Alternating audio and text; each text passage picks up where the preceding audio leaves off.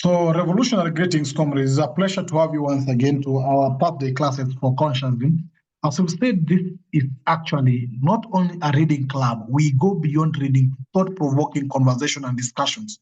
We are trying to build the philosophical and ideological thinking deep down from your mind to make you conscious enough and make you be able to relate anything and everything that you come across in a philosophical angle. Because everything that goes around us, anything that is talked about, anything that affects our continent must be related philosophically and can be explained philosophically and ideologically. So consciousness study class, of course, is a class that studies the consciousness in philosophy and ideology by Kwame Nkrumah, which he actually prescribed as a philosophy and ideology for decolonizing Africa. Not decolonizing from removing colonial borders, but decolonization in a complete setup, a 360-degree decolonization. Our mind is still colonized. Our resources are still colonized even in Africa, despite of having the so-called political power, but even those powers are still colonized. So we are actually having a class whereby we see how do we decolonize Africa? And this is guided by the philosophy of Kwame Nkrumah that actually had three main intentions. One was total liberation of Africa. When we mean total liberation of Africa, we mean total liberation of Africa from all neocolonial yokes, all neocolonial yokes. We talk of total unification of Africa. When we say total unification of Africa, we mean a whole Africa into one government, nothing else. A whole Africa put into one government. That's the total unification we are pushing for. Not the unification in terms of regional blocks, not the unification of a country and a country. We are talking of a total unification of Africa. And Nkrumah supported this by saying that the independence of Africa, of Ghana, was meaningless without the independence of Africa. But he said again that the unification of Africa is the only solution we have. When you're talking about total development of Africa, so that the welfare of every Africa is up to date. We don't want these class issues and the class problem in Africa. We want all Africans to enjoy the resources of Africa and actually to have an Africa that they enjoy. That is the decolonized Africa as per the vision of Nkrumah. But in order to do that, we must go through steps to learn from the philosophical angle, starting from philosophy in retrospect, we go to philosophy and society to understand what comes first and inform our visions and our views on how do you view the world. This introduces us to two ideologies, whether we want to be materialist or idealist. But Nkrumah, the only ideology that can help and salvage Africa is a materialist ideology, materialism ideology. And this is philosophical materialism. Not just materialism of love of material being or material wealth, a philosophical materialism. And this is what our conversation has been all about. And up to where we are today, we are continuing with this conversation. So permit me actually to recognize once again the presence of members present here so far. We have, of course, Ras Pala from South Africa, Sister Myra from Uganda, but in UK, Brother Joseph Anton, of course, from the Caribbean, DJ Mr. P in UK, Carrington Kinyanjui from Kenya. We have Sister Pamela Anong from the US. And our chair is here, Brother Christian Kwame Agoza, also in UK, but of course Ghanaian and African. So basically, I want to welcome you all to members who will be joining our view or ours who will be watching this in our YouTube channel. Of course, we have a YouTube channel that is called Consciousness Study Group. Please go to YouTube. Check our YouTube channel called Consciousness Study Group. We have over 71 videos uploads that records all our previous classes up to where we are today. You can check any of our classes, both Thursday and Saturday. So once again, without wasting my time, because already time is here with us, allow me to welcome you once again all. I'm sincerely honored to have you today, and we appreciate your time, your little resources you put. This is the effort and the sacrifice you can make to this revolutionary journey. Let me permit me to, at this particular moment, to welcome our chair, who can then go ahead. Brother Christian Kwame, welcome. Yeah, thank you. Can you hear me okay? Yes. So you yes, are sir. right. Yes, sir. Thank you. You are right, Brother Pigeon. Yes, once again, welcome to you all for coming. We are happy you are here, and I'm sure you're also happy you are here. So yes, we are focusing on the philosophy and ideology of decolonization, with particular reference to the African Revolution. And remember, the African Revolution is, in a nutshell, the total liberation, unification, and the development of Africa. That is what the revolution is about. And the book we are looking at, which is Conscientism, is a name that Kwame Nkrumah gave the philosophy that we need to transform Africa. Now, it is true that philosophical materialism is part of our philosophy, but it's not the totality of our philosophy. If you ask us, radical Pan-Africanists, so what is your philosophy? The response is our philosophy is philosophical conscientism. That's our philosophy. In philosophical conscientism, you will find dialectics and philosophical materialism. Yes, you will find it there. And as I said, it does not, philosophical materialism itself does not constitute the totality of our philosophy. Now, we say philosophical materialism, so we separate it from the materialism that is in everyday use. When people say, for instance, you are too materialistic, that is a form of materialism that they are talking about, but that is not the kind of materialism we are talking about. The liking or the pursuance of material objects in life, like houses, cars, and so on. People see that as a form of materialism when you pursue these things. But that's not the kind of materialism we are talking about. The materialism we are talking about is the philosophical kind, which is a view that the universe in which we live is fundamentally matter and not spirits and their ideas.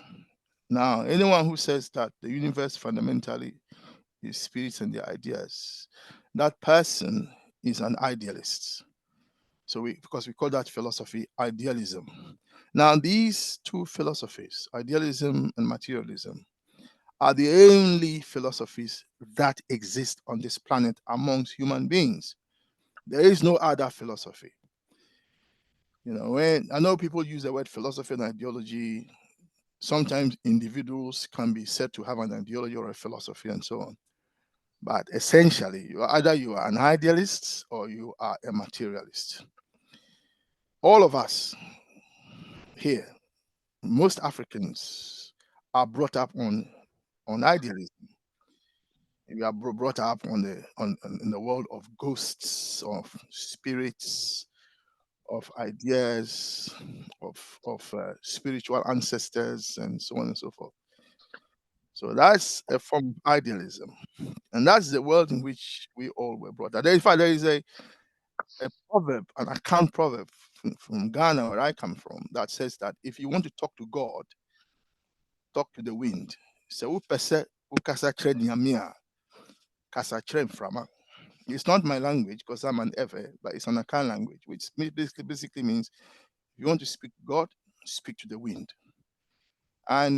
But it is the same idealist idea that fundamentally the universe is spirit and their ideas. So these two philosophies are contending philosophies. Okay, and you are all free to believe whatever you like. I don't think anyone should say that me personally on Nkrumah and so on is for materialism. Why doesn't he allow people to be whatever they want? Please feel free to be whatever you like. That is not the issue. Believe whatever you like. Your personal belief here is not the issue. The issue is that if you want to cook rice, you have to use fire to cook it. That's if you want cooked rice, yeah? If you want fried rice, you have to use oil to fry it. Is that correct? Good. So what you want to do, you have to be scientific about what you want to do. So if you want to do something, you've got to take the scientific steps to do what you want to do. Okay?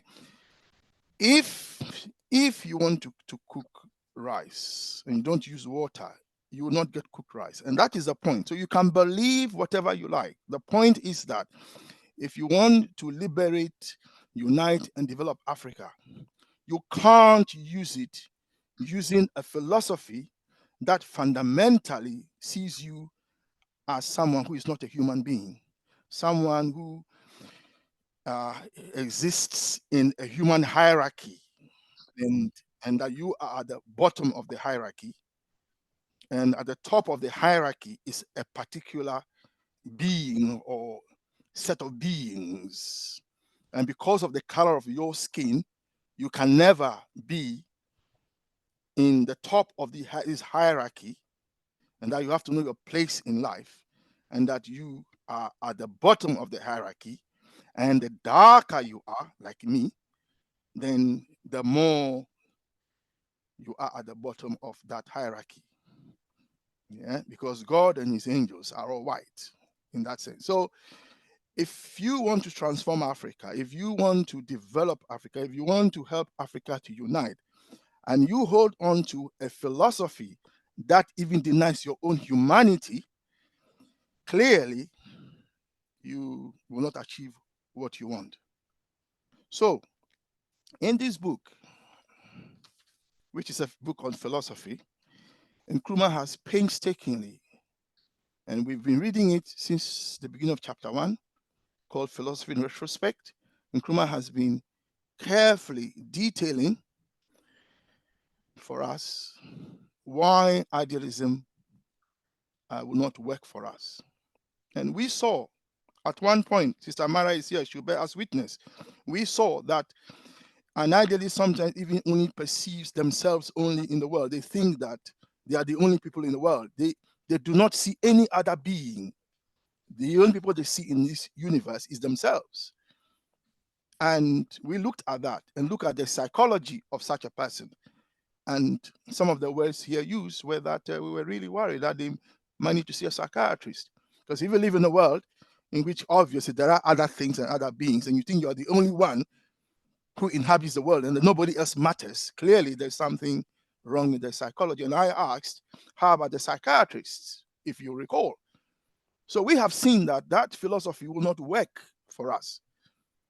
But that is a philosophy that those who want to dominate us continue to tell us about and to share with us, and sometimes it's not obvious, sometimes it's hidden, it's concealed. And I've spoken at length, but the point I am making is that materialism is not you may not like it, but if that is the only tool you can use to liberate your people, why don't you use it?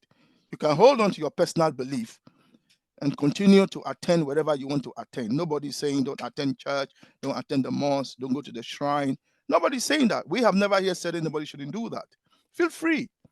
But if you become a politician and you want to lead your people, if you want to become a president or prime minister, or you want to be a public office holder, you can't hold public office and then people tell people to go and pray when you yourself are stealing public funds. And then you are telling other people to go and pray for money, and yet you don't pray for money. You steal from the public purse. So that's what we are. So yes, believe whatever you want to believe, but recognize that there are principles, public principles. There are principles that you have to abide by when you are in public office.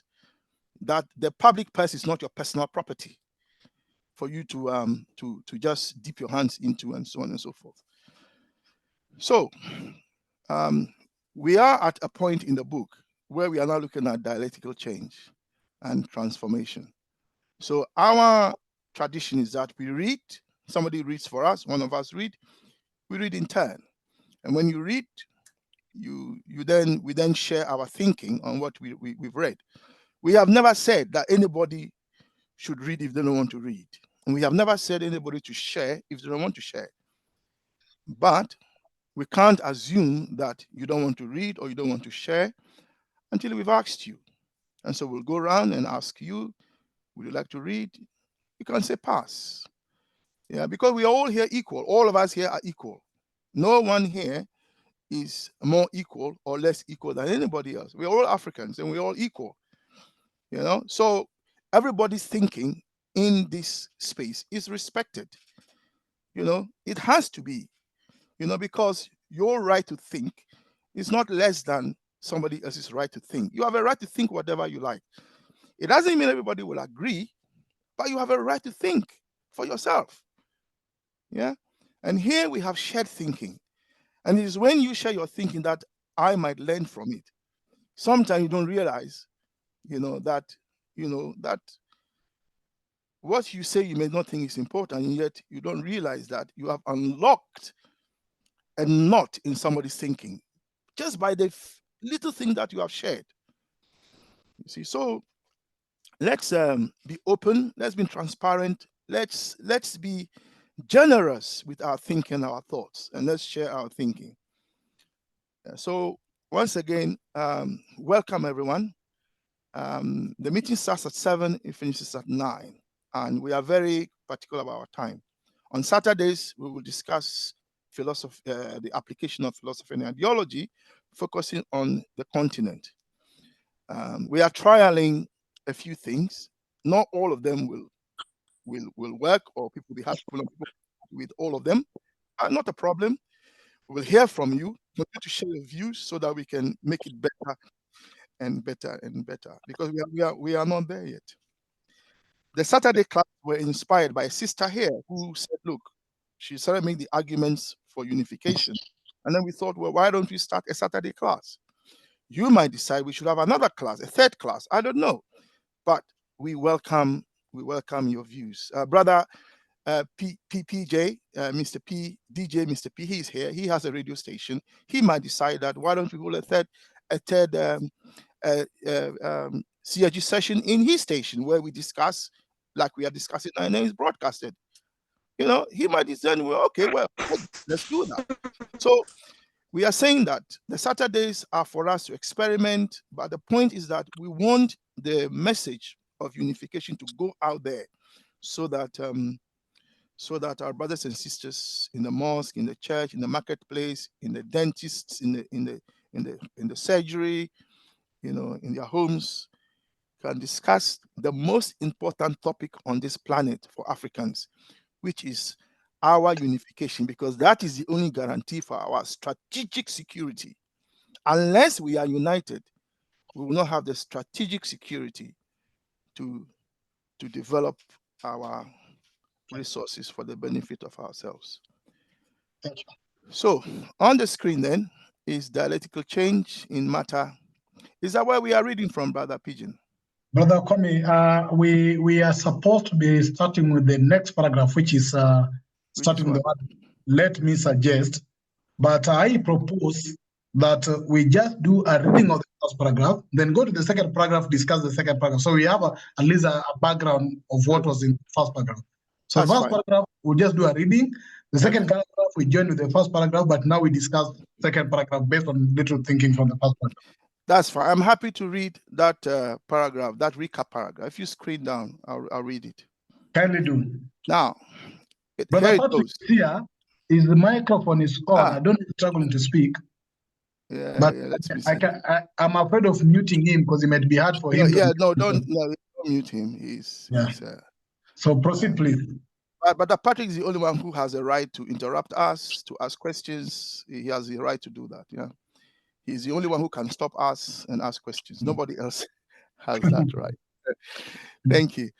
Right. So yeah, let me read. Here I go.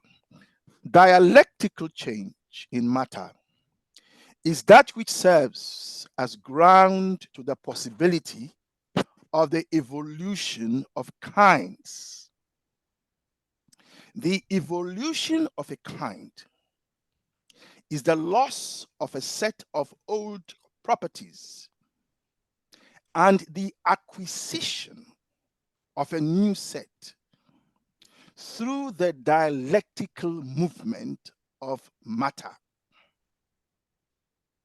When it is said that an evolved kind arises from or is reducible to matter, the concern is with the dialectical source or origin of the evolved kind, not with its formal nature.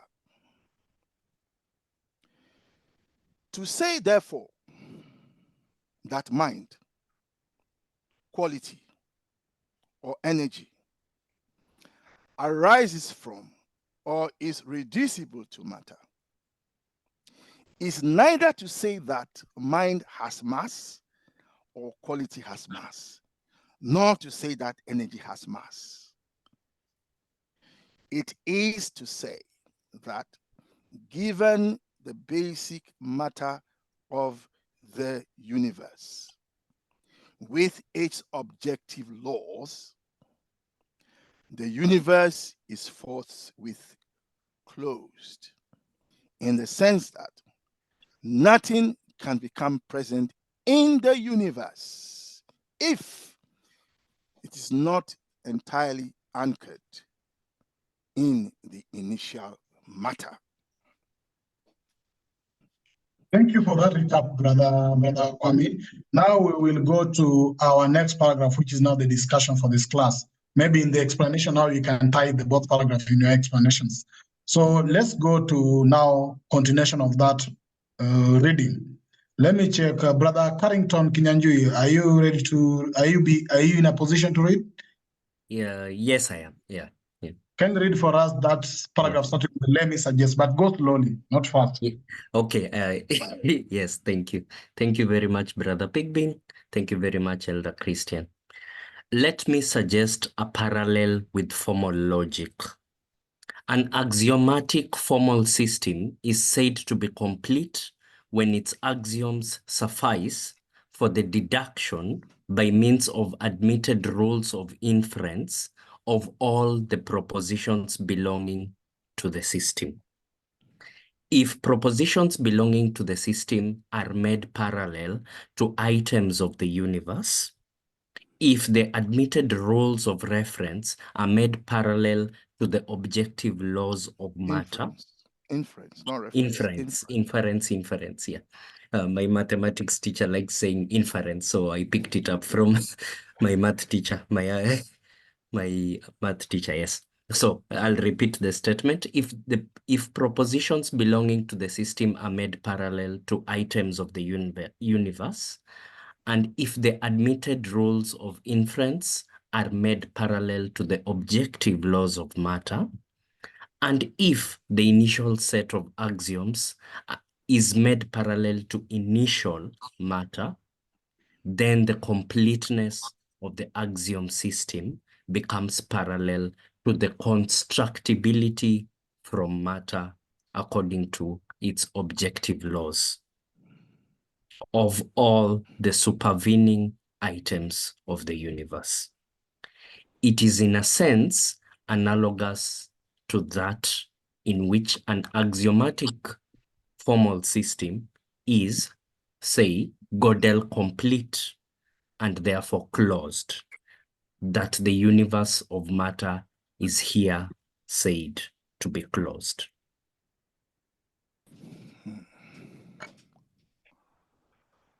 Sister Ida? Apart from saying what lovely readings both readings were, can I ask what the word axiom means in this paragraph? Sorry, please. An axiom is a rule. It's a rule. Did you say it's a rule? R-U-L-E? Yeah. R-U-L-E, Yes. Yeah. You just say the basic rules, if you like. Okay, thank you.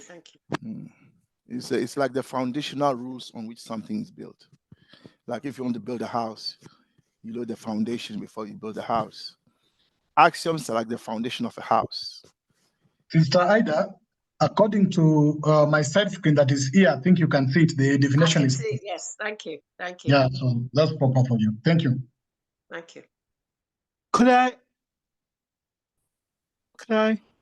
Yes, can we proceed with this? Yeah, there were too many things I didn't understand to make any sense of the paragraph. I don't know if it could be read again or should I just listen to get Sorry, brother, your line is very bad, man. Your line's very bad. With it. Yeah, brother, we're not hearing you very well. Sorry, your line is very bad. Can you hear me better? Yes, now you're better, Brother Patrick. Yeah, I was basically saying I didn't understand sufficiently enough to make any real sense of the paragraph. Maybe it needs to be read again, or I just listened for explanations. But I wasn't on top of it. Thank you for that. Now, let's get the understanding, then it can be able, let's hear what people share their thinking, then maybe you can be able to clearly grasp what was read there. After that, maybe if still you are not capable, we can do a read up again. Don't worry, brother. But thank you for that concern. Yeah. Thank you. Now, the next person, let me check on my list. As we say, you are here to share what you understand. What is your thinking out of this, out of the text that is read? What are you able to read out of it? So let me check on my list. So Mr. P, you are first in my list. Sister Myra said that she's in a allowed place. So I'll go from Mr. P, then Pamela, Sister Pamela, then I'll go to, let me read the first three, and Brother. So let me start with Mr. P. Good evening, my brother. How did I know that you were going to ask me first?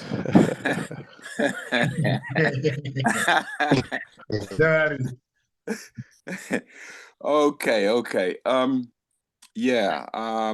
I do concur with both Patrick and Ida. It is a bit of a headful. The second paragraph was a lot deeper than the first. What I managed to pick up from the first paragraph was really the first couple of sentences where it talks about evolution and the letting go of what you once had in order to grow, and the acquisition of new things, new values, a new way of being. So I think that's actually very important for people to understand and recognize that you cannot say you want to grow, you cannot say you want to evolve without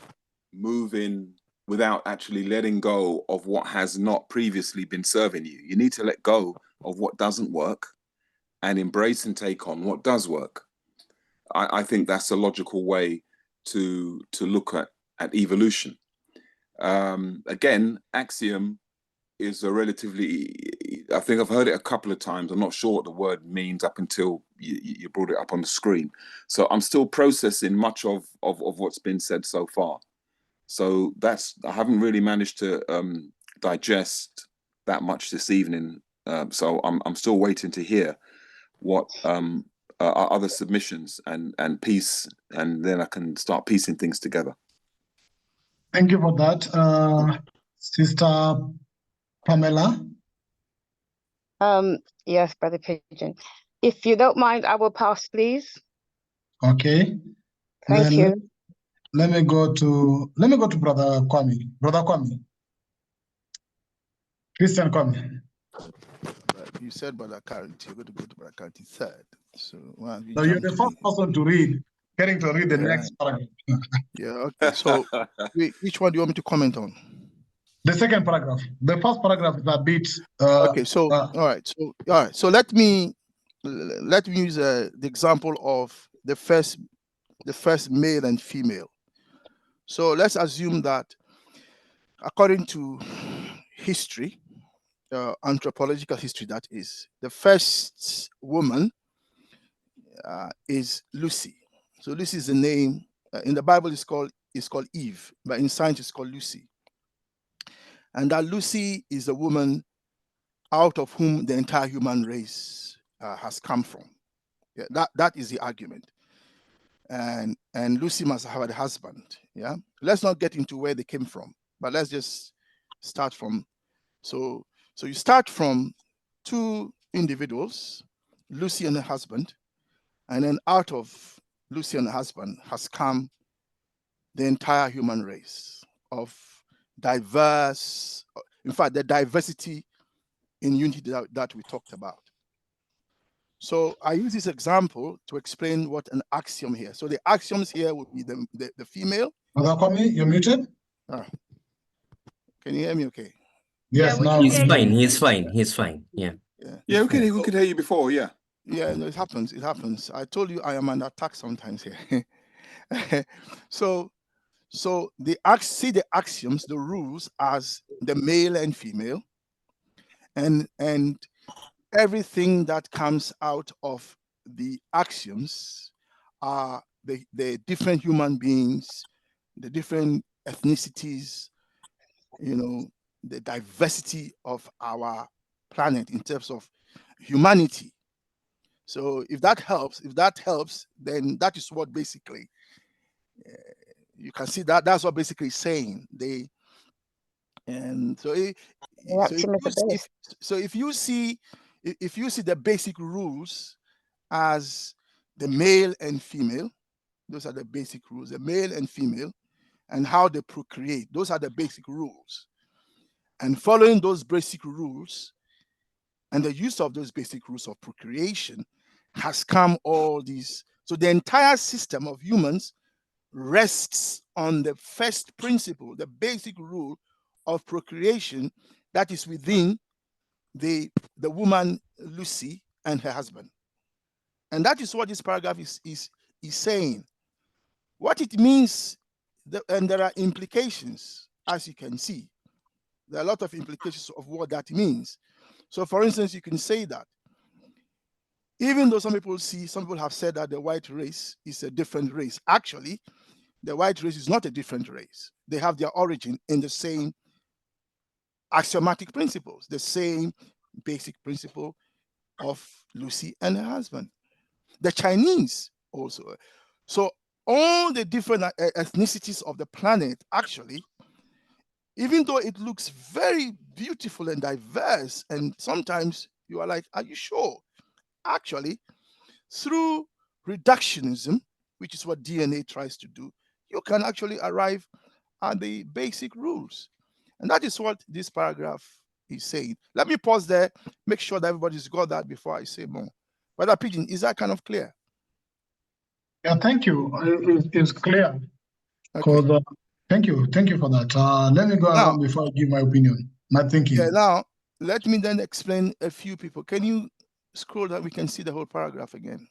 So which am I focusing on? The previous one or the one you just read? Yeah, this one, yeah?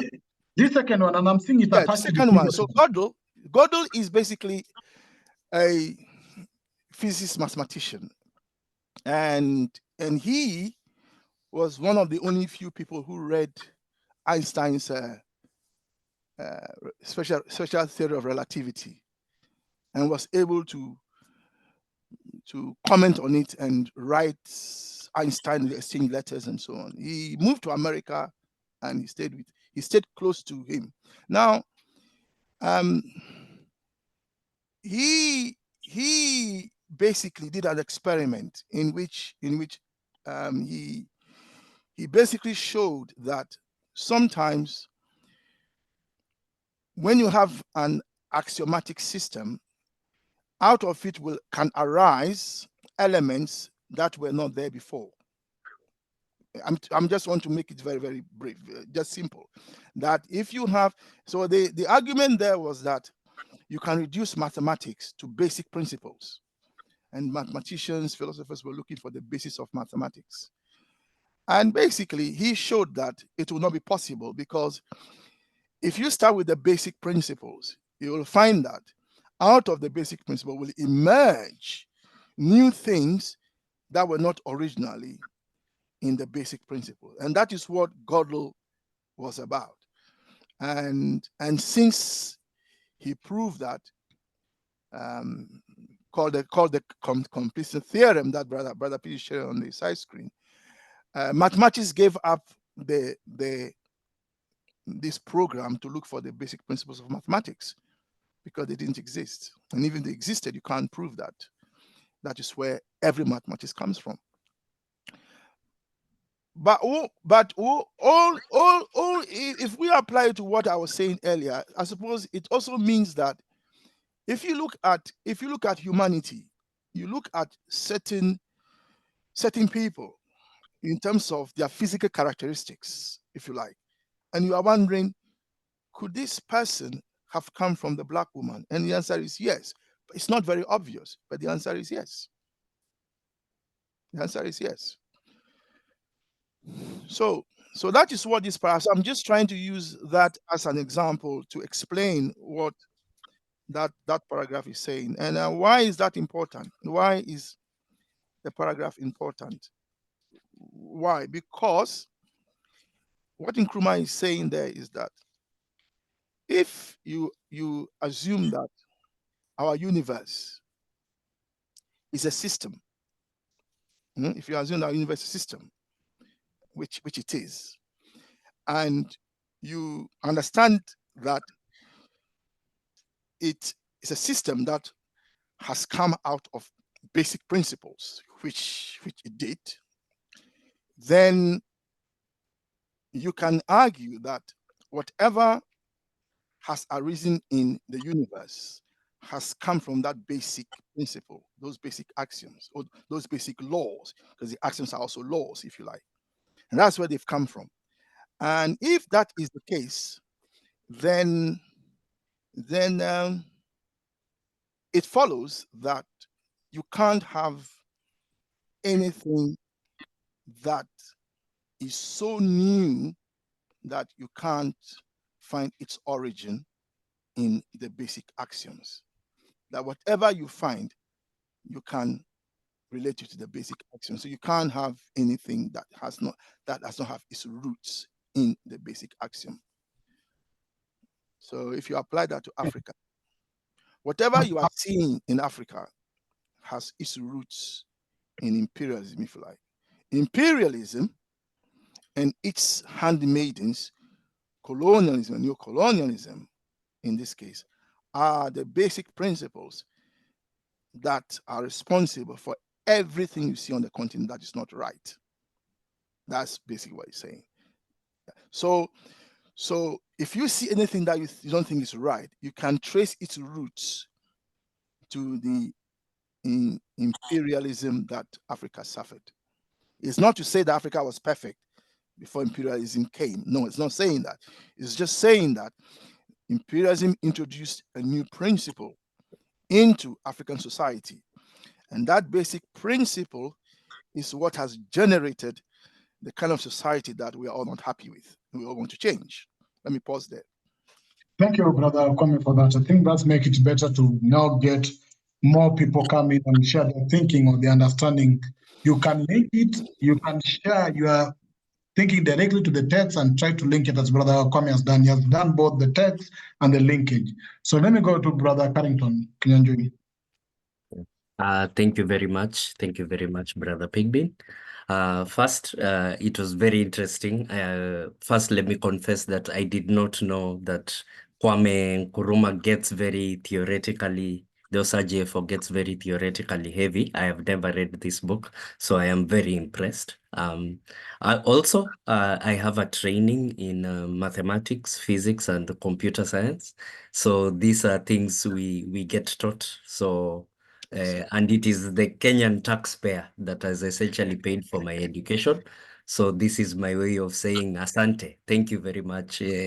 Finally, I get the opportunity. Yes, Karibu. I get the opportunity to at least give back. I never thought this day will come. So let us start with this idea. Can I Yes. just say, then Yeah. get ready and be here all the time, because when we get to chapter 4, for instance, we will need your knowledge of physics, because there we come to face with Einstein, special, and the general theory of relativity, because those are big in consensusism. So I'm very pleased that you are here. So please, now you can't go. The Kenyan taxpayers will be very upset. Yes, if I told, I tell even my parents, I tell them that I study these things to do with stars and whatever, and they become very skeptical that Africa needs that. Yeah. So anyway, let us start with this idea of an axiom. Okay. Let's assume that you're building your house. Most probably some of you have already built houses at home in Africa and the diaspora, or are in the process or are thinking of doing something like this. Most of you are adults and above, young adults and above. So you need bricks, you need cement, you need wood. to build anything, to sort of build a house, any dwelling, any sort of business place. You can call these very basic things that you need to have to start the process of building. You can call these things the axioms. As Elder Christian has very correctly pointed out, these are the foundational statements. And any logical system, an example of a logical system is mathematics itself, needs these axioms. The examples are Euclid's axioms. We were taught these things in primary school. It's just that we've forgotten them. That a straight line, two straight lines that are parallel to each other never meet. That is an assumption of mathematics because you can never draw straight lines forever. You need these basic statements, these bricks and cement and wood, to build other structures. You need it to build the house, okay? And to build a house, you need a process. You need builders who understand the process of building. And this process is very well governed. So you start with the foundations. You never start building by the roof.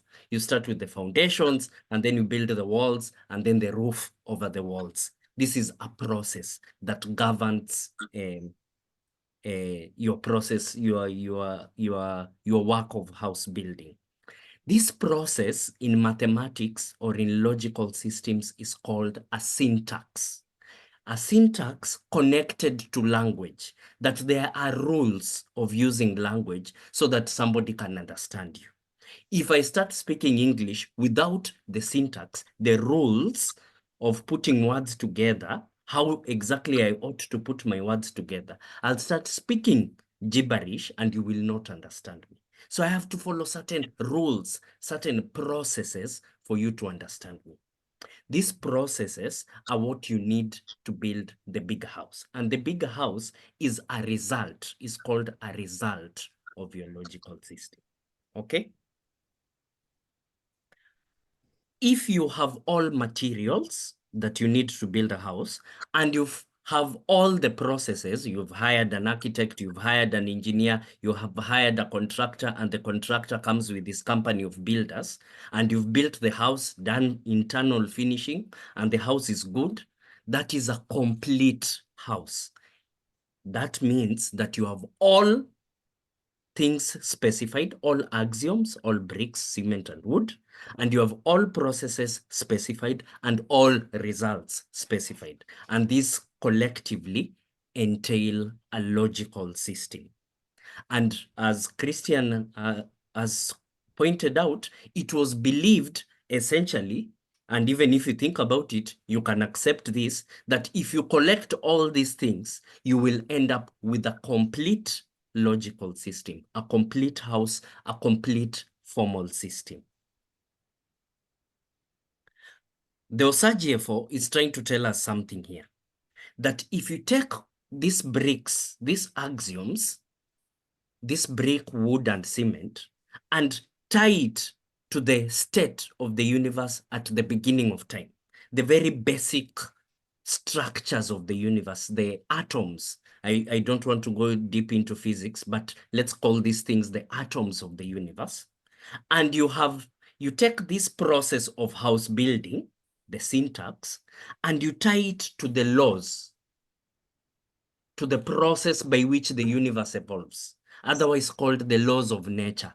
I'm sure some of you have heard of the laws of nature. These are just general principles which govern the evolution, the change of matter in the universe. And then you take the final state. You have collected the processes and you consider the final state, or the current state at least, of the universe, because the universe, we don't know when or how the universe will end or whether the universe will end. You take all these things together again, and you're tying this logical system to the universe, then you should consider Allah materialism. Remember that we are trying to be good materialists here. You should consider that the universe is complete in of itself, as it is. Just like you've said, you've concluded, my house is complete, I can move in. You should conclude that my universe is complete, I can exist in it. The conclusion follows from the assumptions. Now, Gödel comes in at this point, at this very specific juncture. Gödel tells us that there are limits. Just like you've built your house, but you still need to do some finishing here and there. Sometimes you need to do some maintenance. There are limits to the completeness of a mathematical structure.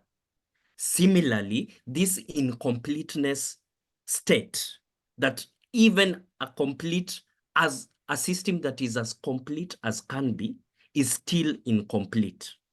And if you want to know why, please ask.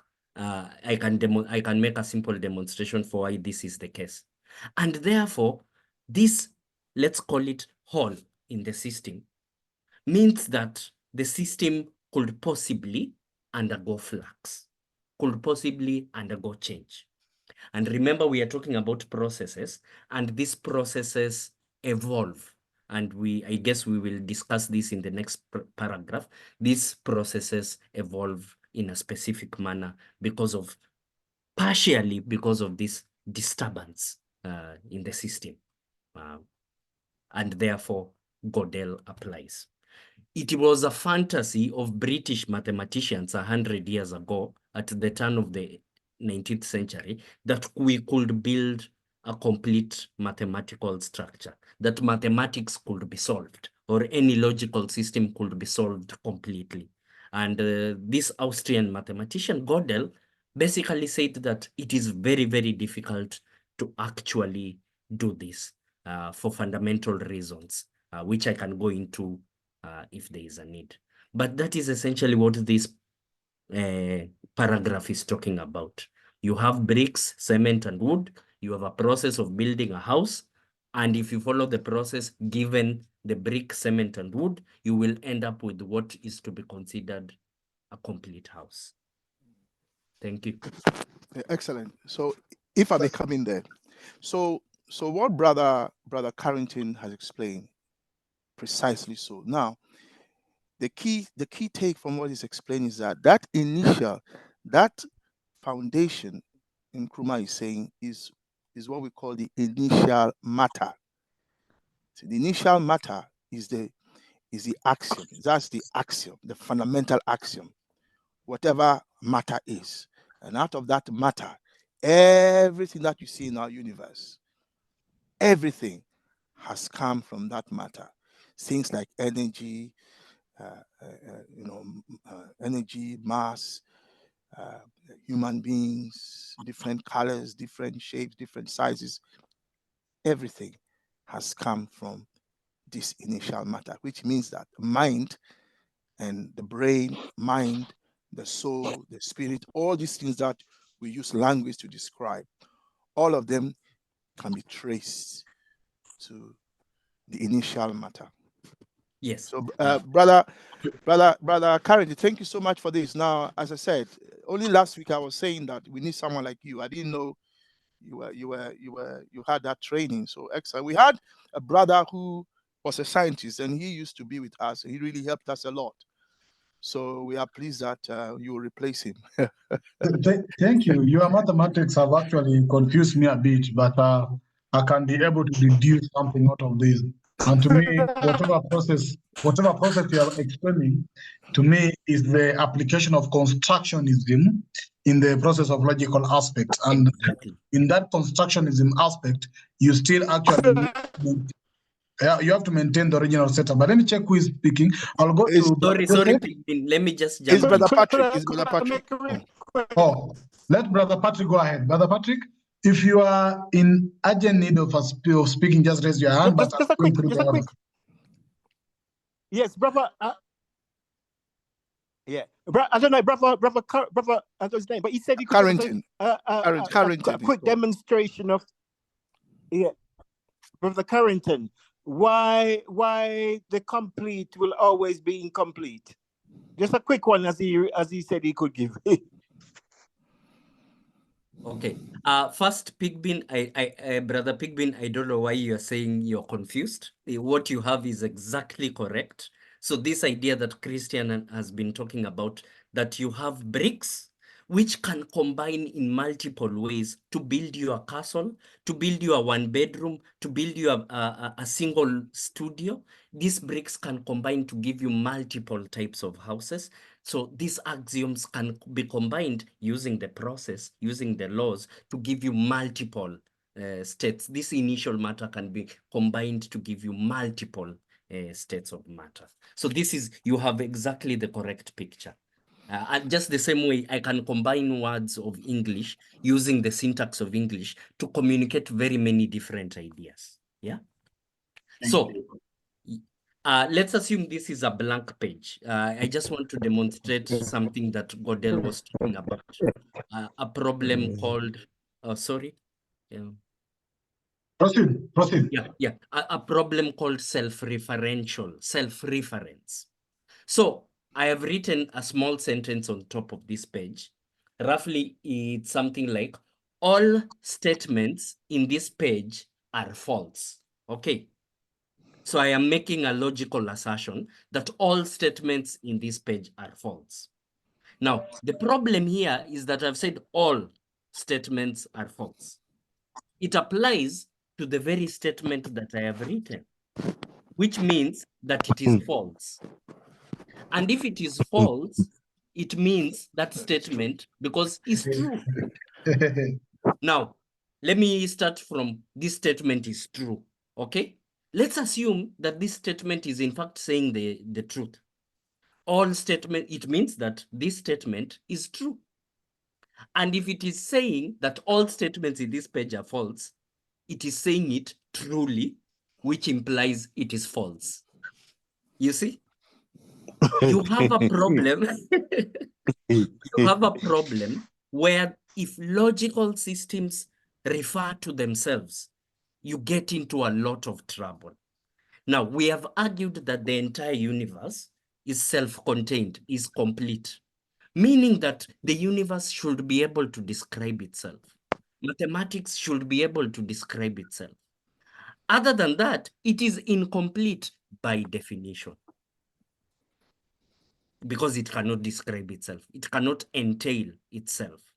And therefore, Godel is pointing out to us that there's at least one thing that a complete system cannot do, which introduces to us a lot of freedom, conceptually, practically, to act in the universe and to act logically. Thank you. Thank you. I don't hear other people's Thank thinking. you. I know. I'll come back to you. Let me get what other people think and can make out of this. Sister Ida, your hand was up. Yes, my hand was up because I wanted to make sure I understood exactly what the brother was saying, which is that there's no such thing as completeness. But then I heard Brother Patrick say that. So I thought, oh, I think I've got what I think what I think was said. That Okay, there's no full, nothing can be absolutely complete. And then he told us when he restated things that you can put things in a lot of different ways. You can use those building blocks in a lot of different ways to complete a building almost. So thank you. I do understand what he said. At least that's what I think I heard. Thank you. So that's what Nguma said. It was a logical grammar. Categorical conversion. The logical Sorry, what grammar did you part. say? What did you say, Brother Kwame? That is categorical conversion. Categorical conversion. Oh, that you can use a lot of different things to get the same. You can use the same material to get different things. Yeah. Oh, wonderful. Thank you. Thank you. Okay. Let's go to Brother Joseph. Yeah, thank you very much for the rich conversation. Just would add a few bits here. For one, in terms of to get a better understanding of the word axiomatic, you can consider what is worthy, the word worthy, or you can consider what is taken for granted to help you understand axiomatic. I just add that. And then in terms of how the conversation will flow, in terms of you cannot get anything that is not already grounded in original matter. But at the same time, juice property can emerge, which must be grounded in original or initial matter. You know, it is said, based on the conversation, it is said that one thing, you cannot guarantee human faithfulness. While we may aim at faithfulness, you cannot guarantee. And while we may get it, you may experience unfaithfulness of a person. Similarly, in the area of security, we may try and construct a system of security, but you cannot guarantee complete security in this world, because someone could always come in and overturn or undo or penetrate whatever security you have created. And we have seen that in various situations. Even when Sadat was killed, I mean, it took somebody who came in the ranks and posed as a soldier and killed Sadat. So there are many ways. If there was no possibility or no potential for change, bear in mind we say that there's only one constant in the world, change. So while the matter is yet the application of intelligence and so on could also alter matter. I just thought I'd add that. I hope that makes sense. Thanks.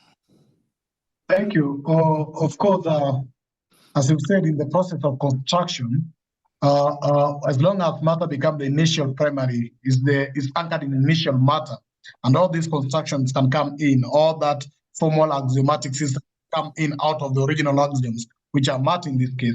Even that thinking, that intelligence, and whatever you talk about, base itself on the original matter, which is the foundation of all things, which is, of course, that's what I'm trying to understand. But because that's what Pichau was to say. Pichau, I see you had this up. Yes, hold on. So when you say intelligence, let's remember what intelligence is in maturity. Intelligence is basically motion. That's what intelligence is, motion. Let's remember that whilst we are discussing this. Go ahead, carry on. Oh, thank you for that elaboration, Brother Pichau.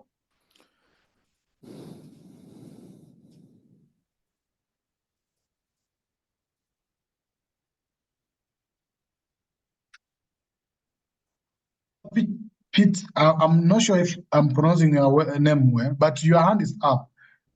Bole. If you are not, yeah. yes, Hi, sorry. Can you hear me? Can you hear me? Yes, proceed. Yeah, I apologize. Yeah, I just wanted to add up, what is being discussed. Very interesting. Let's say, science, physics, anthropology, quantum mechanism, and all sorts. Let me just add on the initial matter and the foundation, of let's say axioms, of things. Okay, so what we're saying, what is being said as well, what is being read also, is that the initial matter, can be, let's say, the house is built, complete, can be destroyed and get back into the foundation and the initial matter and transformed or rebuilt in a various way, in a different way, but still using the same initial matters and the same, materials, let's say, the bricks and, the woods and, and the cements. And so, and it has also been said that the initial matter, when you simplify, let's say, the equations, in mathematics, and you go back to the unit, to the initial matter again, even that, brings out other, let's say, complications or other equations or other things, even though you go back to the unit or the initial matter, which is very interesting. Because let's say our thought, when we let's say we set up a business, we come with an idea, an ideology, a plan, but that plan or that ideology came out of our mind, out of many other ideas that you could have also chosen, but you have decided to choose that particular one. And this is what you could call your initial, thought or your initial matter that came out and became, let's say, physical or reality, But it does not mean that it was the only one, or it is the only one also that can be proceed, or can be exercised or practiced. So all we're trying to say here is that the universe itself, it's about, it has a source, but it's ever expanding, you see. And because it's ever expanding, it constantly changes and constantly evolves and constantly transforms itself. Meaning, although you go back to the initial, it's kind of like, it goes out and in, out and in, out and in, because we always have to come back within ourselves in order to move forward, or to expand, or to evolve, you see. And so what we're saying here is that within the initial matter and within the initial thought, within the initial, the foundation itself, you have so many, so many so many So many categories. so You mean many, yeah, let's say, categories of matter. So all many right, categories of matter. all right, Yeah. yes, that But be you, mindful, brother Boulay. Is it mhm, Boulay? Yeah, Boulay. But yes, be teach me. mindful that Mhm. initial matter is not the same as initial idea or initial spirit. Because when No, you no, say no, no. initial idea or spirit, Of course, but I'm giving then that you as are an into example, idealism. of Mm. whatever is initial does not mean it is, it is the only thing, or is the only one thing. It has Mm. many other categories, like you say, of many other things that comes out of it. You Mm. see, and Yeah, so, that is why mm, I know you were not here at the keep time. on. That is why when the book started looking at materialism, and he said that um, the initial source is matter. The question then arose: if the initial source or initial thing out of which the Primary universe reality arrived, matter. the primary reality, if that is matter, how do we explain the diversity in our universe?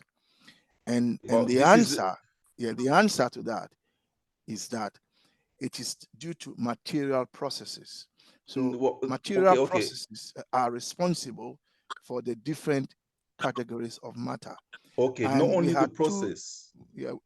then we have two basic tools that we can use. The first is scientific, the other is logic.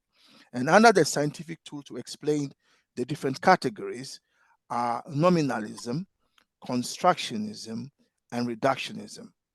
Uh-huh. Well, okay, So, but this is the thing. But it's not the only thing, you see, what is not the only because thing? it's not the just matter. What is not the only thing? When you say it's not, It's what not is just not? matter that changes things, or that makes things evolve or What progress else? and What expand. else? What else You is there? see, well, when we go back now, it's very interesting. I like that question, because when we go back to, let's say, our, let's say, cultural,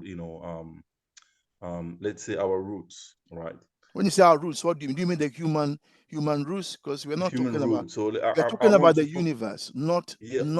the human culture.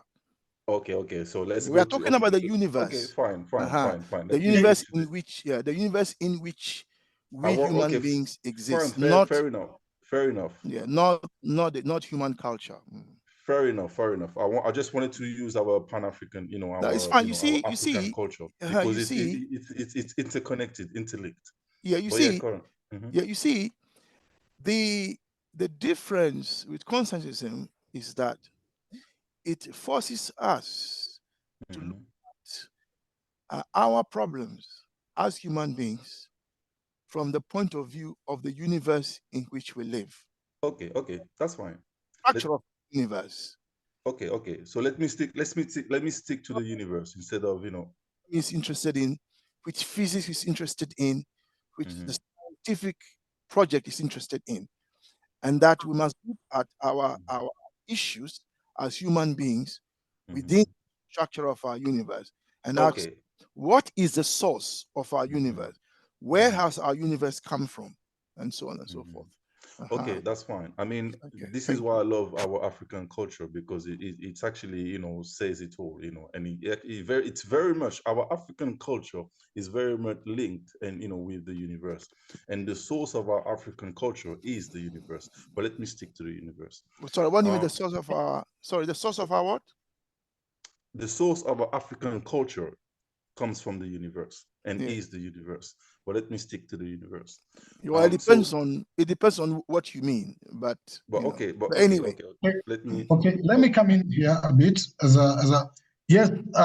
I was trying to check on the text where Nkrumah says that matter, of course, is not the sole reality of matter, but it's the primary reality.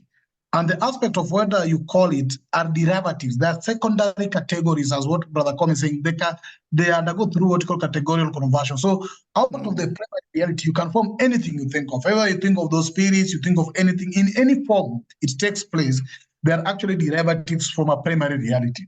And that's why it says everything must start from the primary reality. That is why we have said in the past, when we looked at this, that we have never said there are philosophers, including African philosophers, I imagine, who will insist that the only reality is matter. And these are what we call soul realists, soul materialists. They believe that even when you talk about mind, it is matter.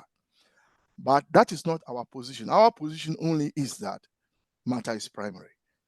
But we never said that it is a soul reality. And that's why we accommodate other categories of matter. Yeah. Okay.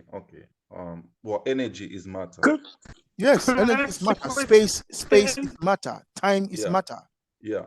But then all that, the source of all, it's energy. And the source of all comes from what we call what some call, you know, as far as we know, the black hole. But the source of energy, but where is energy? Energy itself is matter. It comes from matter. Yeah, okay. So what we're saying here is that, right? The black hole is matter, is a form of matter. It's a category of matter. Yes. So but then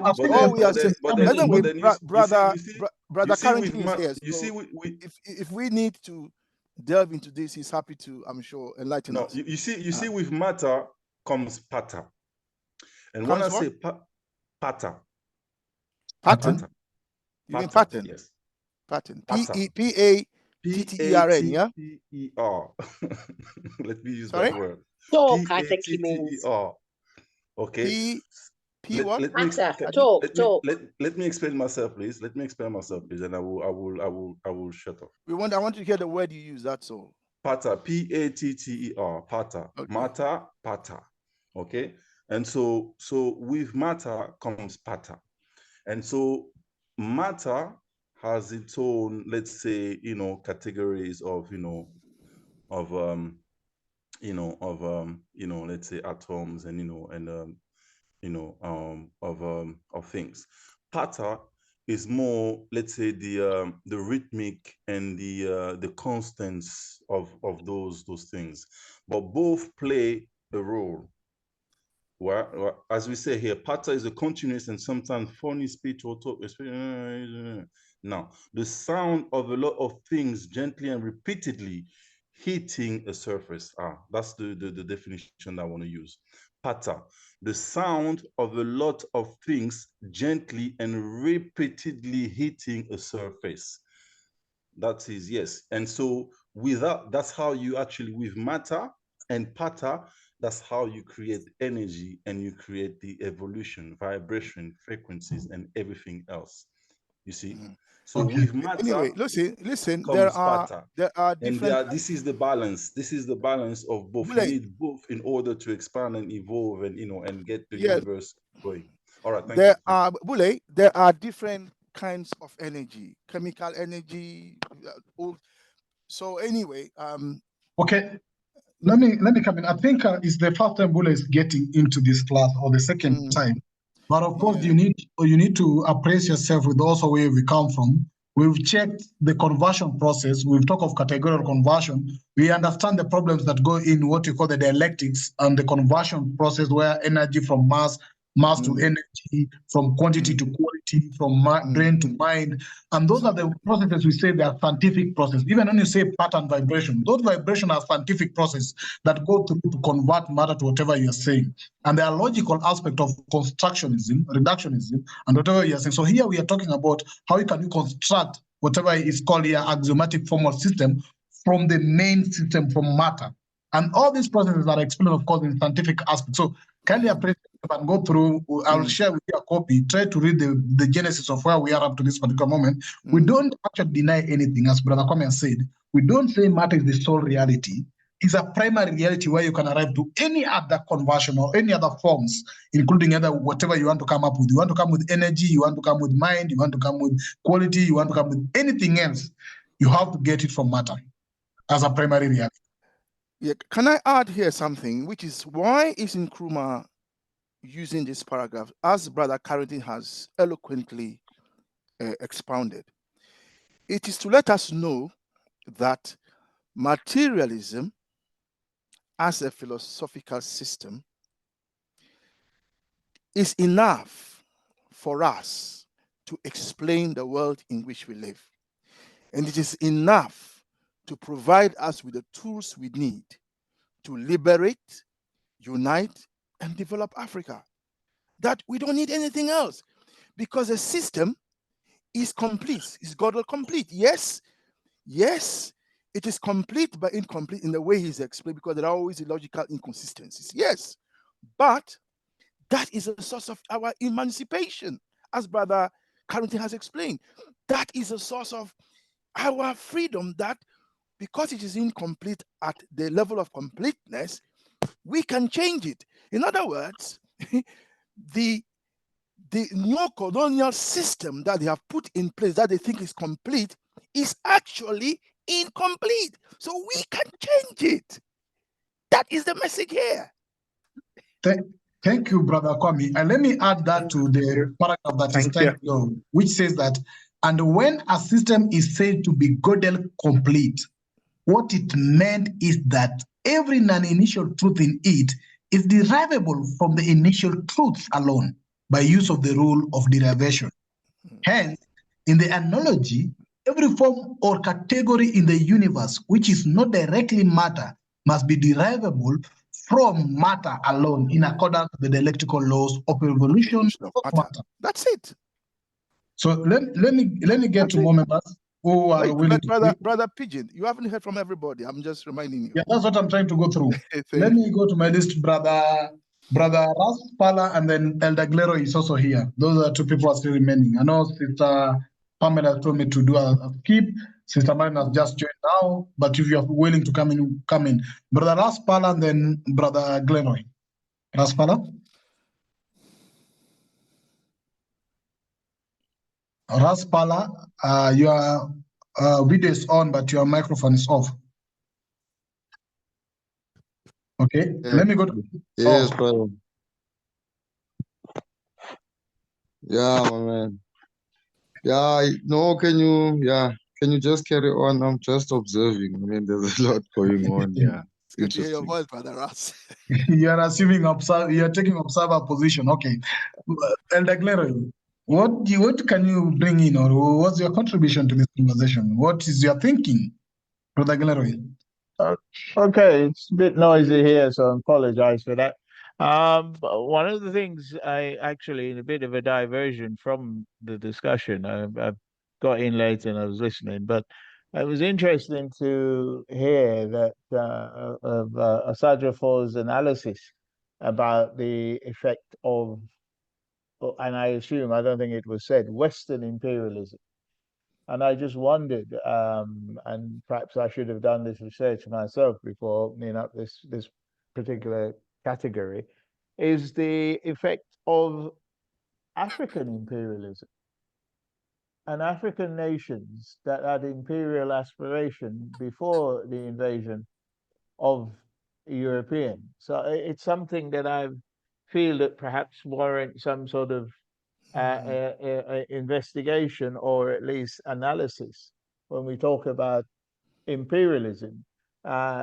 Did our previous nation aspiration created a weakness in our encounter with Europeans. So I'm just throwing That's that a in good here. question in regards to it can be I completely know it's not complete. yeah, I know it's not the subject matter of tonight, but I'm listening to that. But I would like us at some point to look at that. Thank you. Thank you. Is there anybody who think that they can actually answer that? Is thinking. Yeah, can I ask brother Glenroy? Is he asking whether Africans engage in imperialism, or is that what brother Glenroy? Is that what you're asking? No, I think it's a matter of fact. There were kingdom and governance The prior Moors, to European for instance, invasion. when they invaded Spain. Yeah. Yeah. So therefore, what were the effect of preparing us for Western or imperialism? It's just a question I'm throwing on the table. I don't think there's an answer tonight, but it's just listening to, especially when you said, Kwame, about Sajofo's analysis being about the impact of imperialism on the continent. Yeah, it's an important recognition, an important stage. But I'm just trying to peel back a little bit to see how prepared we were prior to that invasion. Because, largely we know that alliances were created by certain kingdoms with European. So I'm in hearing the analysis about European imperialism, I just wondered about that. Brother Glenroy, I was basically drawing our attention to the importance of that paragraph in the sense that however God complete neocolonialism is, it itself, as Brother Carrington eloquently explained, has within it the rules for our emancipatory action to emancipate ourselves. So that is the point I was making. Okay. And that, but in terms of materialism as a philosophy, Osajifo is also telling us that in materialism we have all the tools we need to liberate, unite, and develop ourselves. Okay. Mm-hmm. Yes, I think distraction on that. I'm not countering that in any way. I'm asking I know. a digger deep at some point, but not today, as I said. It's throwing something on the table. Thank you. Okay. Yes, I think what I was coming in to say, in the process, like if you have axiomatic formal system, which you have actually constructed from the matter, the primary reality, like when you're trying to apply to imperialism, to neocolonialism can then be seen as a constructive formal system from the imperialism foundational setup of, let me say, taking imperialism as the foundation of their construction of neocolonialism.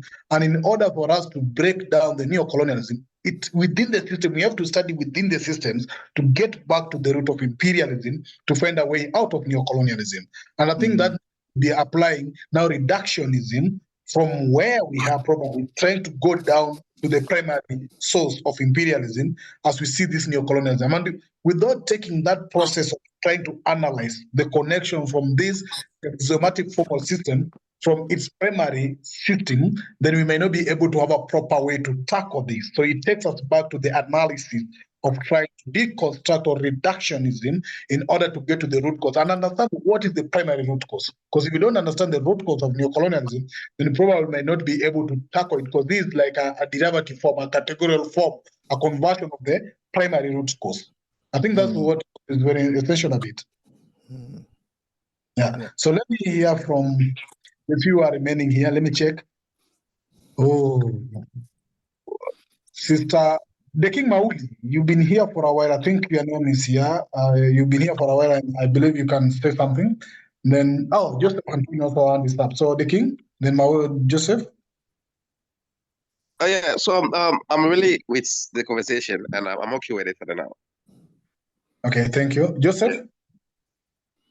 Yes, I just want to also say that within the context of the conversation we are having, it should be noticed, as John Henrik Clark says, that the Europeans had not only colonized most of the world, they have also colonized information about the world. So that we need to take that into consideration also, that even the information about our world, or maybe by extension the universe, are being colonized. Okay, so colonized by the accessible. Yeah? I'm saying they are colonized, but they are accessible. Mm. Yeah. Okay, so let's continue the conversation by delving deeper a bit so that we can be able to have this conversation going for the next 30 minutes before we end up. And it's just for us to still continue sharing our thinking as we expound on this text.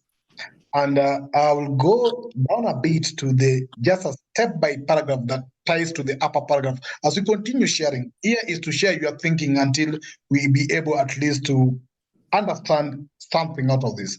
The previous paragraph, so I read the first paragraph that was saying that, and when a system is said to be Gödel complete, what it means is that every non-initial truth in it is derivable from the initial truth alone by use of the rules of derivations. Hence, in the analogy, every form or category in the universe which is not directly matter must be derivable from matter alone in accordance with the dialectical laws of the evolution of matter. I have suggested that can I come in there? So what yes, what Brother Glenroy had said earlier, if you like, in a way, he's saying to us that if you look within Africa, based on the paragraph you just read, if every non-initial truth is derivable from initial truth, then what Brother Glenroy has raised is isn't it just possible that the new colonization of Africa today, you can trace it to some truth within the African body politic itself? So he's asked us to think about that. Now that relates to the question Brother Glenroy was asking indirectly. He's asked us to think about it. So let's all think about it. But so when you see neo-colonialists in office today across the continent, and they are in bed with the imperialists, and they have not united and developed the continent, can we just blame the imperialists? I mean, shouldn't we also be looking inside to see what the nature of the primary reality within Africa itself that is allowing that to happen? Absolutely. Thanks for this question. This relates to what Brother Glenroy was asking. So he's asked us to think about it, because we can't just say that the problem is outside. We've got to look. So we come back to the inside outside thesis again, don't we? The inside outside. Yes. Yeah, we are back to inside outside thesis. So we've got to look at it. The inside outside thesis. And anyway. there's a proverb, an African proverb states that if the enemy outside can do you no harm unless I've forgotten it. Unless there has to be an enemy within in order for the enemy outside to do you harm. So I can't recite the proverb. I'm not sure if the one you have in mind, brother. There is a better one, my brother, which is that the field mouse cannot know what's inside the house unless they get the help of the house mouse. Correct. Okay, brother Bolly, what do you mean by? There's another one.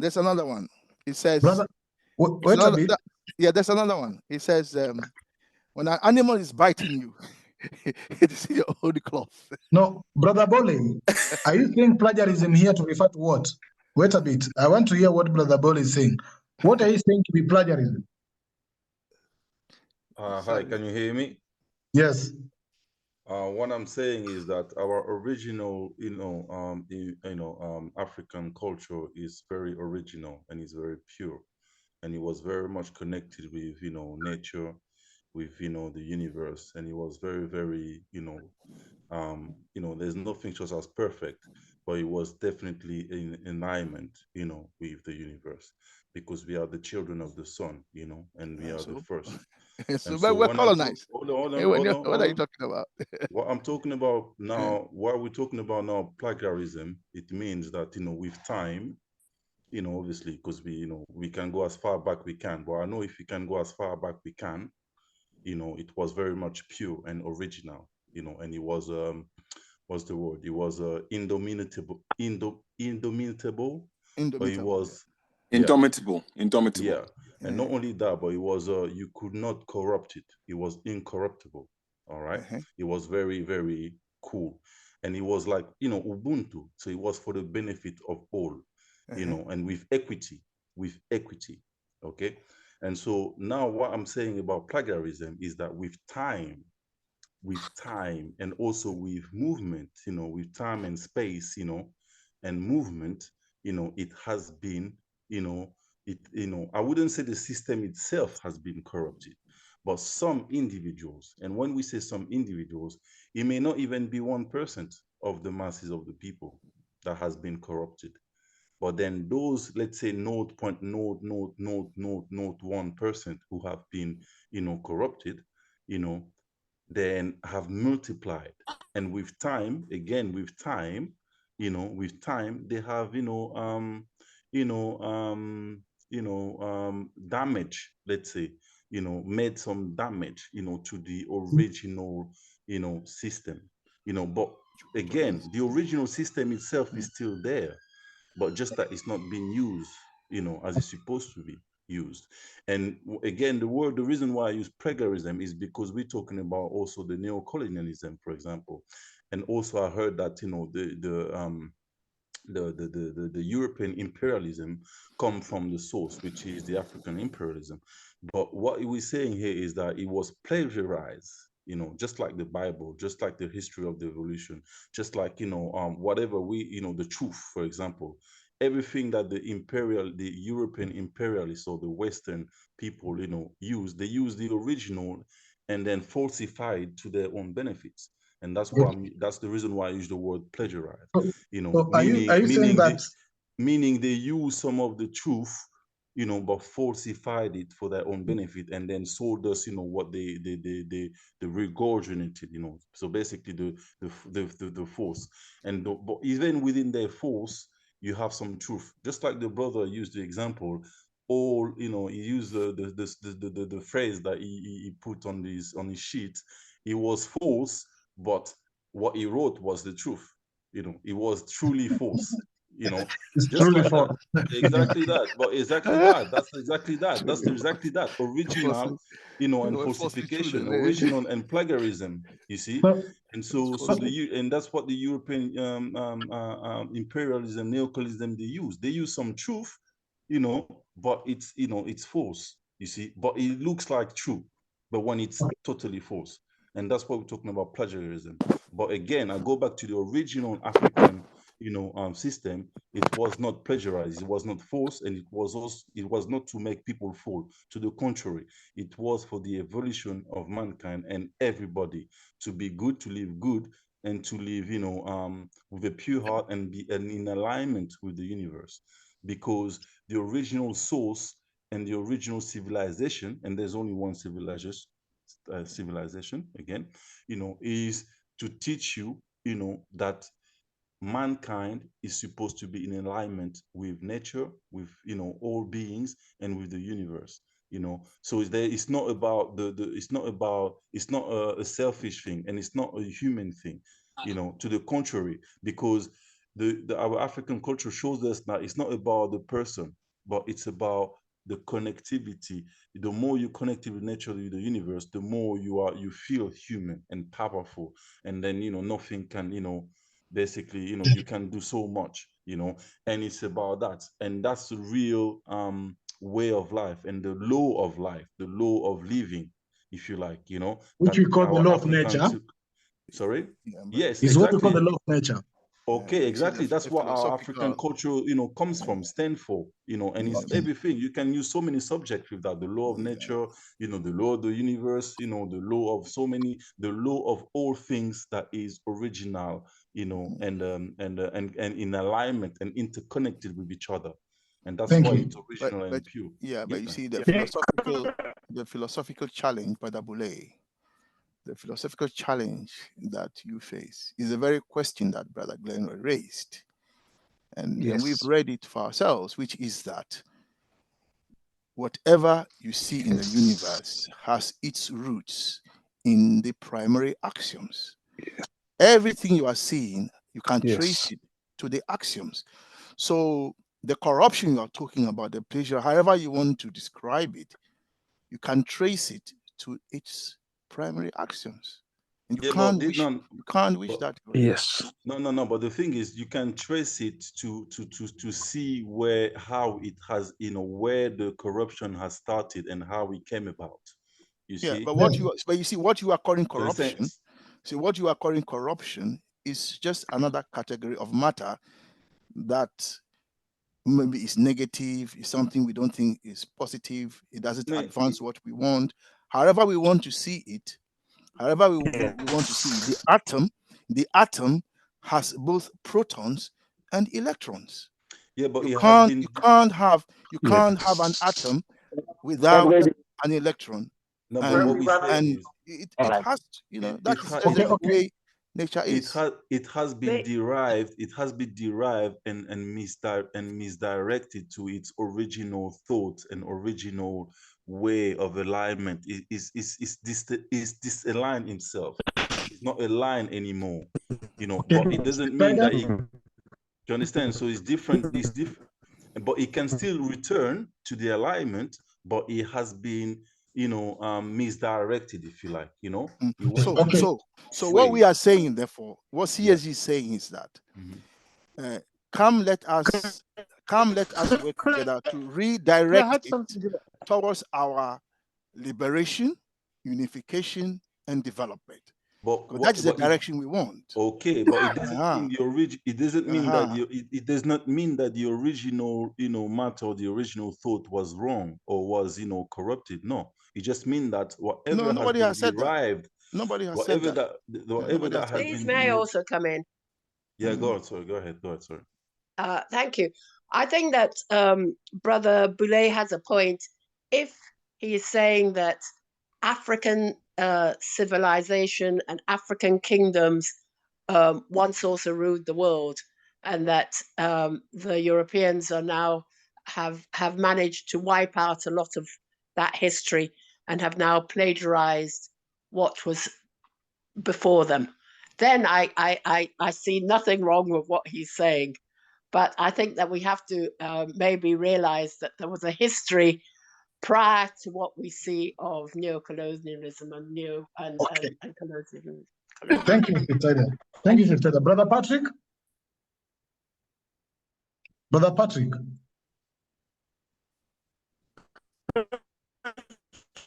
Brother Patrick?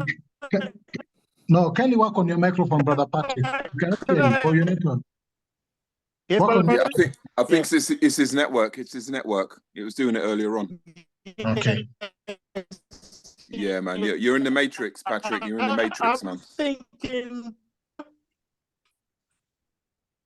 Brother Patrick, your network. Can you hear me now? Yes. Can you hear me? Yes. Yes. Hello. We can hear you. Proceed. Hello. Proceed. Yes. We can hear you. Can you hear me? Patrick, go ahead. We can hear you, brother. Go ahead. No, I was thinking we got to be careful. Yeah, I was thinking. Can you not hear me? Yeah, I was thinking that we got to be careful, because one thing that, for example, we can't necessarily describe the European action as bad. It's good for them, but it's very bad for us. Thank you. And also, the concept I wanted to ask long before. What does the concept of foreign, what does foreign mean? Can anything be foreign to something? So from that point, it then takes into consideration what Brother Glenroy is saying. is the European behavior of imperialism foreign to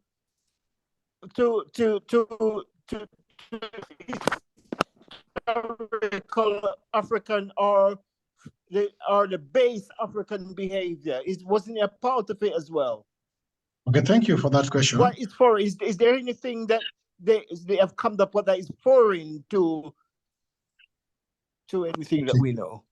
Okay, thank you for that. Let me get to those questions are noted. Let me get to Kinyanjui, whose hand was up. Kinyanjui?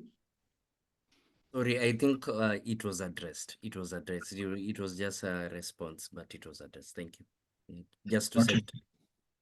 Okay, thank you. So whatever question you've asked is Brother Patrick, is the same question Brother Kwame asked on whether we look at the inside outside thesis, and is what Brother Glary also asked on whether the imperialism was also internally or it was externally.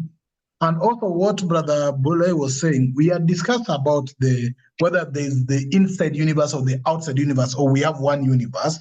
And we believe that is the law of nature in terms of the matter, is the law of nature, and we have only one universe. There's no outside universe that controls the inside universe. Universe is one. From the sky, the whatever, all those makes one universe.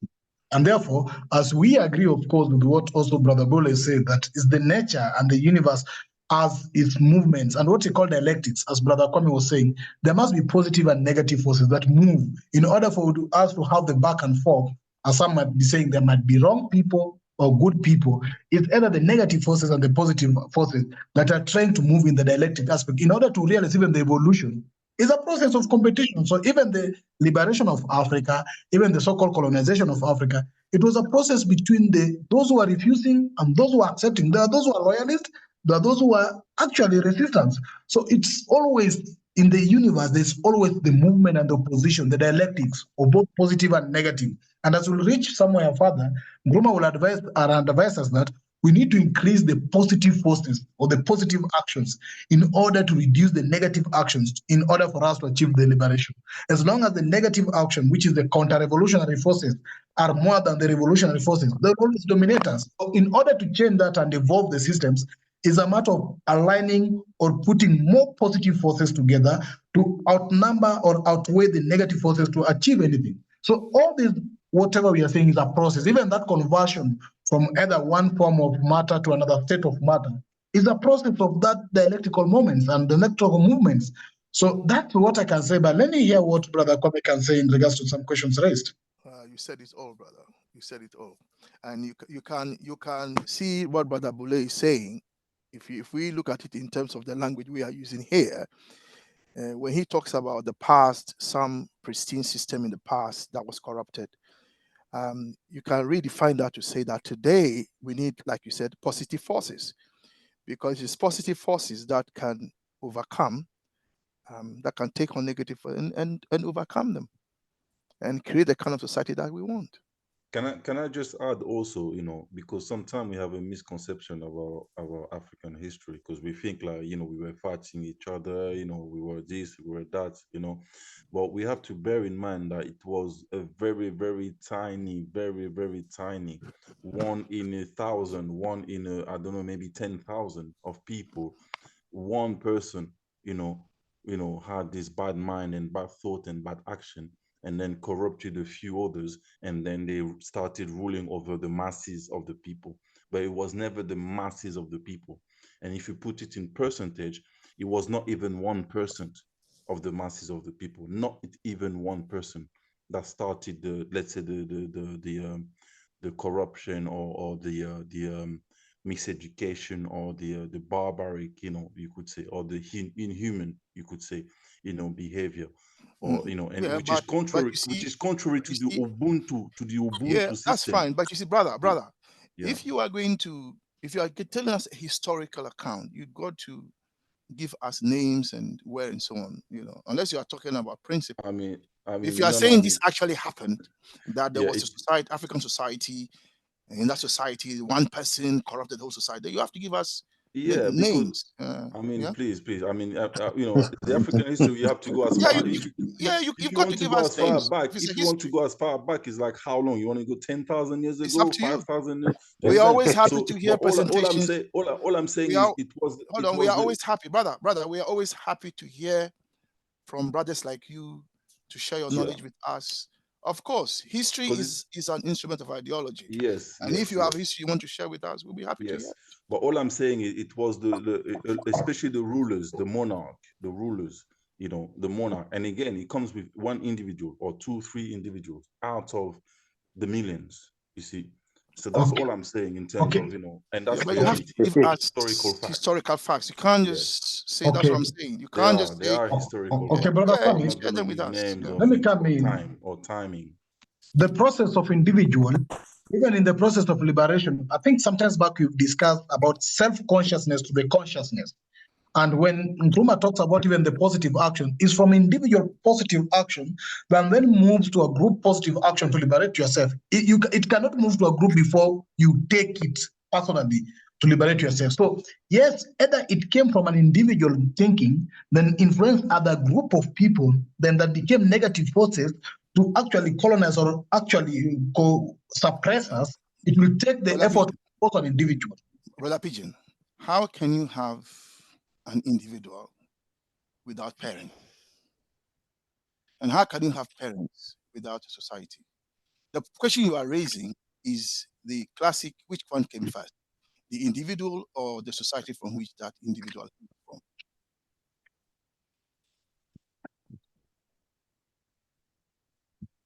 Really a tough question. What makes a society? Sorry, can you repeat the question, please? Sorry, excuse me. It's a chicken and the egg scenario. Which came I'm first, saying the the chicken or the egg? question he's raising is to do with of origins. Which came first, man or society? How can you have a man without first having a human society? Yeah, that's a very good question. I mean, it's definitely, you know, because, you know, again, we're talking about plagiarism. You see, the European, you know, corruption teaches us that, you know, Adam, you know, was there first, and then Eve, and then like there was nobody else, and then all of a sudden, you know, you had, you have Cain, and you know, and all of a sudden, you know, they have no sisters, and you know, and that's the history of the Bible that millions, billions of people believe in, you know. but again, Okay, when you talk about the this is a human nice conversation. I think we need to put it to a Saturday conversation. human society came first, and there was you know, the whole world was populated, you know. It's not like 1 2 3 4, and not even like just Lucy and no husband, you know, and not just the two of them, you know. It was about the whole society. Yeah. Okay, let me get what Carrington has to say. I'm proposing that we have this in one of our special Saturdays. I don't know which title we'll give it, but we'll have it on a Saturday to discuss about this history part of it. I'm an historian and I'm interested in this anyway. So let me get to Carrington's opinion before we. Carrington, then Sister Myra thinks she's capable of speaking now. Carrington? Oh, just very quickly, just to remind everyone, first, European culture coming from the Industrial Revolution and the Scientific Revolution starts to advance this idea of the individual and the individualism as opposed to the collective and the collectivism that evolved, created itself in the continent. Remember that for you to even have language, you need somebody to speak it with. For you to build sophisticated thoughts, you need language. Therefore, your humanity ultimately comes from society, the definition of your society. So it is this dialectic again of the collective and the individual pulling and pushing each other. And I think this will be discussed at some point in the future if it has not already been discussed. No, it has been discussed. Yeah. It has been discussed under idealism. Of course, idealists who maintain individualism, what was called solipsism, incipient solipsism. They tend to be advanced the individualism. But Brother Kwame can talk best on that, on the aspect of individualism and in regards to idealism, of course. Let me get Sister Myra before maybe I bring in brother who is here? Let me check. Brother Oh, Sister Mara can speak. So what you are talking of individualism, we actually encountered it in idealism when we were going through idealism. And it was brought in aspect of solipsism. People only think of themselves, and that's the mentality of the West. It's too much of themselves. And it's not that Ubuntu system of the society angle that you're looking. And from the materialist perspective, there's enough for everyone. And what we do is the progressive Pan-Africans who actually think of everybody, not liberal or conservatives, who think about them individual families. And that's the aspect you're trying to move it. But Brother Kwame, do you have something to talk about that individualism? No, I was saying Brother Coco hasn't spoken yet. I thought you wanted Sister Mara to speak. Sister Myra is not in a position to speak now. She said she did. Okay, well, Brother Coco hasn't spoken yet. Is he around? Yes, grab him before he. Oh, Brother Coco. Brother Coco, I got your notice that you are to come late, but I hope you've made it now. Do you have something to say? I know you've come late.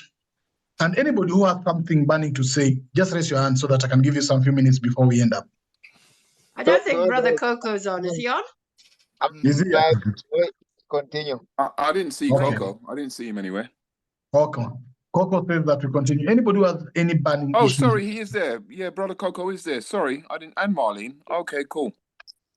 Mr. Marlin has been here. We have 7 minutes to the end of this class. So we have to take any other issues that need either our further concern or any issues that's to be raised in regards to our class today. You can feel free to do that. So we can note that. Of course, we have noted we need a discussion in regards to further this. Of course, Brother Bole, hope we can be able to have a conversation to see how we construct that discussion for our Saturday class. The question of Brother Glerion of that imperialism and the question of Brother Kwame of inside-outside thesis is something also that we need to have a proper conversation in regards to that. Any other idea or thinking or anybody ready to share something? Brother Joseph? Yeah, I think it is encouraging that in terms of to help to advance the unification of Africa and its people, we have most recently Brother Moponga. I hope I'm pronouncing his name properly. He have made a journey to the Caribbean via Jamaica. And there's an interesting talk he gave. I think I would urge people to find it and listen to it, because it goes a long way in what we're talking about here. Thank you. Brother Maponga belongs to the group of Coco. Brother Coco, I think you and Brother Maponga are the good friends of the Farmers of Thought. And Farmers of Thought, of course, is where Brother Coco is actively belonging to as a member, which I think is the group of Brother Maponga. So we'll be willing, of course, to analyze that. In case you send it to us, we can see if we can have a discussion on it on our Saturday's classes, having a review on what his thoughts were. I know he has been talking much on spirituality and having been, I don't know, a theologist or something like that, and he tried to revive that to African spirituality. So we'll be willing to have a conversation in that once you send it and you see it. Yes, we've been talking. He's an African priest, if you ask me. He's an African priest. If you ask me, yeah. We've been talking about the need for us to unite for the connection between Africa and the diaspora in a very positive term. Also, Sister Arikana, I've been talking about the education system, and she mentioned Ghana. Ghana, for instance, there are no books of Kwame that is required to be read in the Ghana education system. So I just saw that I share those two items. Okay, thank you. Thank you for that. I'm seeing one hand is up. Which hand is it? Anybody who has any other concern to come in? Brother Carrington, we really appreciate your help in regards to these physical things and physics. I'm as a historian. He has to attend every week now because we need him. Yeah, we need to have a tea in Kenya here when we meet anytime in the streets. Yes, so that we can. Yes, definitely. Because you see, and I've learned a lot. I've learned a lot. I'm also in the class, so I'm enjoying the perspectives. Yes. You see, some of us believe that one of the key reasons Nkrumah was overthrown, apart from the money, the resources, was what he was putting before Africans. Because what he was suggesting, as we will see, is a new way of Africans to look at the world if they want to transform it, to move away. We've been discussing here individualism. Where does individualism come from? It comes from atomism. the idea that the universe is made up of atoms. Yeah. And what do we know about atoms? Atoms are all separate. They can come back and unite, yeah, but they are separate. And Nkrumah moved from that. They moved from that. And Brother Carrington here, when we get there, will explain to us, the theory of light, that light is both what? A particle and a what? And a wave. And when we get there, Brother Carrington will explain to us.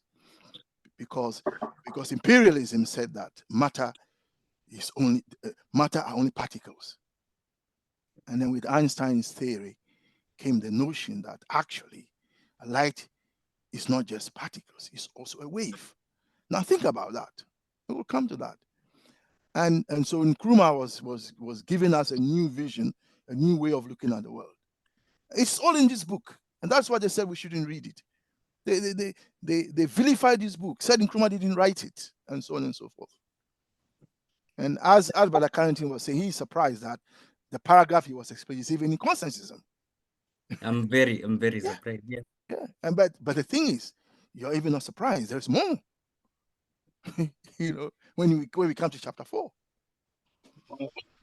No, thank you, comrades, and I want to appreciate your presence. Of course, as Brother Kwame has said, that we move Thursday to Saturday, of course, having been informed by and invoked by, of course, Sister Ida.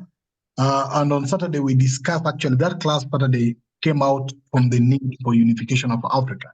And I want to take this opportunity to remind you that on this Saturday, we are trying to actually check on the Putin recent interview on aspect of learning some key lessons from Africans on the need to have a unified African government, a united continental government. And we learned this, especially when we check on his description and history that he gives on how USSR fell and now challenges they face after the fall of USSR and the efforts he's trying to make to bring that back and the challenges he's facing. So we will actually put it as a case study to us learning the need for Africa unification and what it costs of not having that unified continental government. That's what you envision for that Saturday, and try to bring these aspects we are trying also to tie to the philosophical angle on how that will help us protect our material well-being of Africa, our resources for the development and total unification of Africa. So that is a class we'll be having this Saturday from around 7 p.m. to 9 p.m. GMT. And invite you all to come, of course, have a time to check on that interview and try to draw some lessons that you think is best, or the lessons that you think can help us, or the lessons that can support and make this discussion more productive. I'll share the link with you and also share the invite with you by either tomorrow morning. So thank you all, comrades. Brother Kwame, Sister Ida, or who is this brother? I was going to... Just a minute, brother. Okay, we can't hear you well. Brother Coco? Can I come in as well? Come in, Sister Ida, first. Okay. I was going to encourage everybody to watch or just listen to the interview, because it's 2 hours and it's very long. But if we're going to have this discussion, we sort of need to know what was being said, because it is so long. So that was which interview we talking about? How will I get it? Which interview? Which interview? Putin and Carl Tucker Carlson.